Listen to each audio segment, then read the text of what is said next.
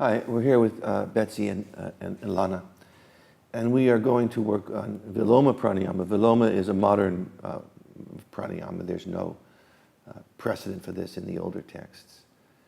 Viloma means something like against the hair or against the grain. Loma is hair or grain, and you'll see why it's kind of an unusual way to breathe. You'll see why it's called that in a moment. There's various ways to perform this practice, Viloma. The more common way is to count. And we'll demonstrate that one first. And then there's also a possibility of doing Viloma in spaces in the body or in the torso. And we'll do that secondly. So our helpers are sitting in... Betsy is sitting in Ardha Padmasana, the half lotus. Now, we're showing this, but if you decide to do this, you need to be very careful what you do.